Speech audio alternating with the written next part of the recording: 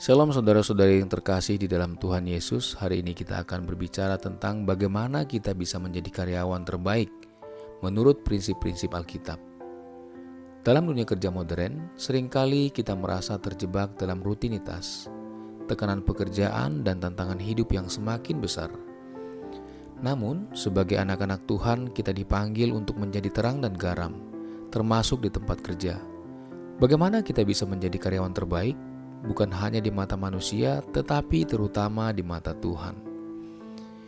Yang pertama, bekerja dengan kesungguhan hati.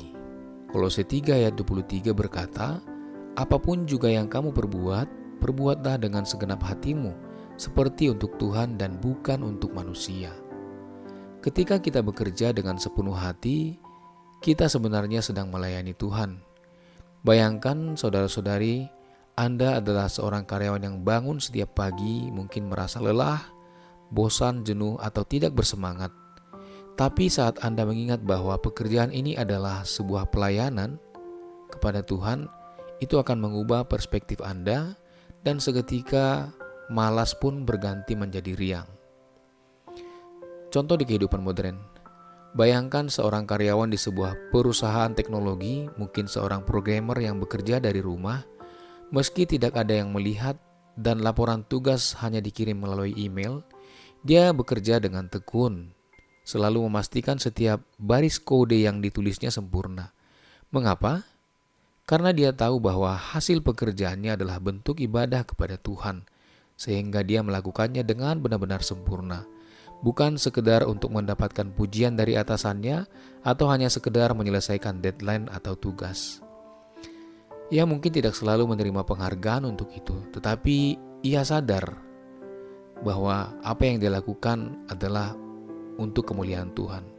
Dan tentu untuk hal ini, walaupun manusia tidak melihatnya, Tuhan akan memperhitungkannya sebagai kesetiaannya dalam melayani. Contoh dalam tokoh Alkitab, Yusuf. Yusuf adalah budak di rumah Potifar. Tetapi dia bekerja dengan hati yang tulus meski mengalami banyak ketidakadilan seperti difitnah oleh istri Potifar dan dipenjara. Yusuf tidak pernah berhenti bekerja dengan setia, dengan kualitas yang terbaik. Kesetiaannya membuahkan hasil ketika Tuhan mengangkatnya menjadi orang kedua setelah Firaun. Dalam kehidupan kita sekarang, mungkin kita juga merasa tidak dihargai di tempat kerja. Tapi ingatlah bahwa Tuhan selalu melihat kerja keras dan kesetiaan kita, seperti dia melihat Yusuf. Akan tetapi, janganlah kita menjadi serupa dengan dunia ini, yaitu bekerja dengan setengah hati atau bekerja hanya sekedar melengkapi rutinitas dalam keseharian kita.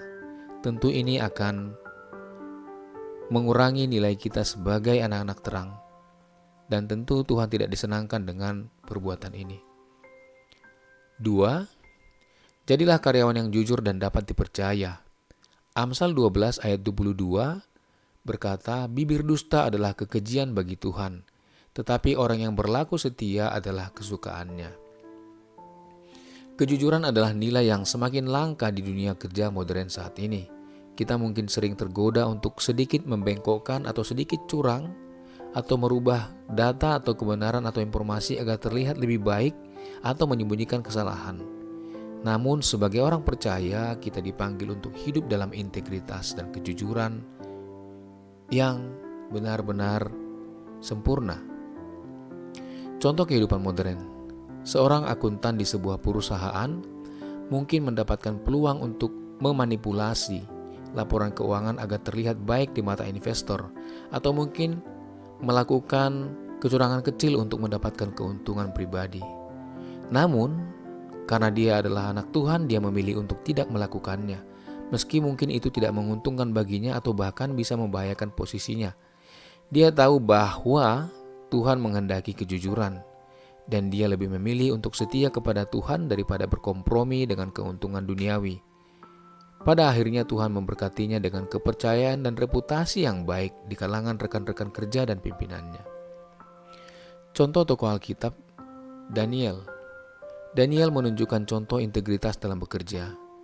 Meskipun ia diintimidasi dan difitnah oleh orang-orang yang tidak menyukainya, Daniel tetap setia kepada Tuhan dan jujur dalam setiap tugas yang dipercayakan kepadanya.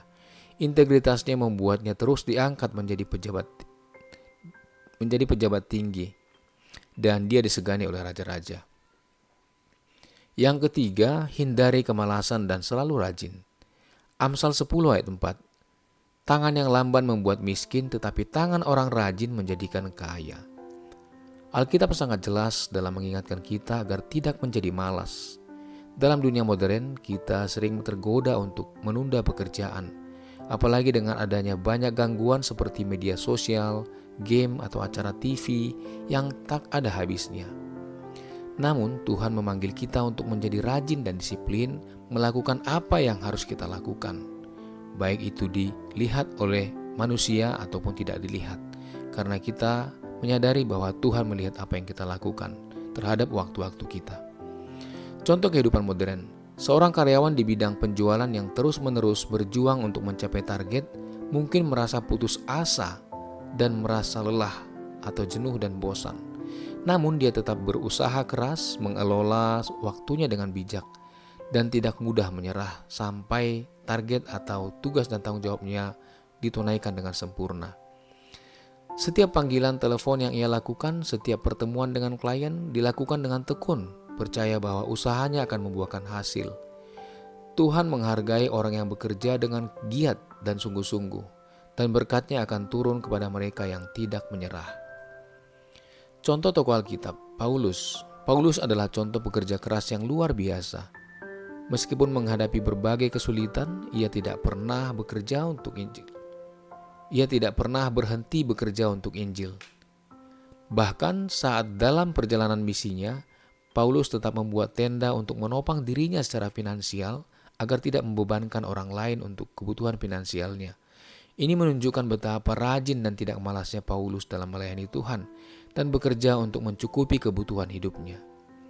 Yang keempat, miliki sikap rendah hati. Filipi 2 ayat 3 berkata, dengan tidak mencari kepentingan sendiri atau pujian yang sia-sia.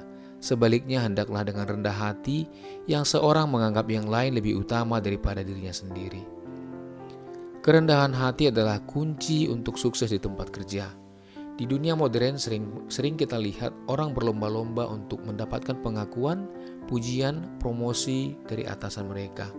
Namun sebagai pengikut Kristus kita diajarkan untuk tidak mementingkan diri sendiri dan menempatkan kepentingan orang lain lebih rendah dari kepentingan kita.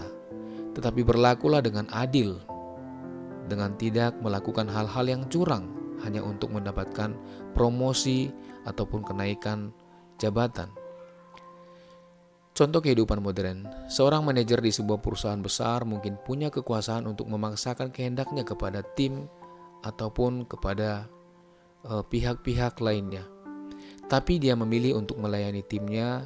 Dia mendengarkan masukan dari bawahannya, bersedia mengakui kesalahannya dan tidak menganggap dirinya lebih tinggi dari yang lain. Sikap rendah hati ini membuat dia dihormati oleh rekan kerja dan tanpa disadari, seiring waktu justru Tuhan yang memberkati karirnya dengan lebih banyak kesempatan untuk naik pangkat dan naik promosi dan tentunya diikuti oleh berkat-berkat finansial. Contoh Alkitab, Yesus Kristus. Yesus adalah teladan sempurna dalam kerendahan hati. Meskipun dia adalah Tuhan, dia rela merendahkan diri menjadi manusia dan melayani orang-orang yang dia kasihi. Bahkan dia membasuh kaki murid-muridnya, sebuah tindakan yang penuh dengan kerendahan hati. Dalam pekerjaan kita harus meneladani Yesus dengan melayani sesama dengan penuh kasih dan rendah hati. Bukan hanya atasan saja yang harus kita layani dengan rendah hati, melainkan rekan kerja bahkan bawahan kita pun harus kita layani seperti Yesus telah melayani. Yang kelima, berdoa dan mengandalkan Tuhan. Yakobus 1 ayat 5 berkata, tetapi apabila di antara kamu ada yang kekurangan hikmat, hendaklah ia memintanya kepada Allah yang memberikan kepada semua orang dengan murah hati dan tidak membangkit-bangkit.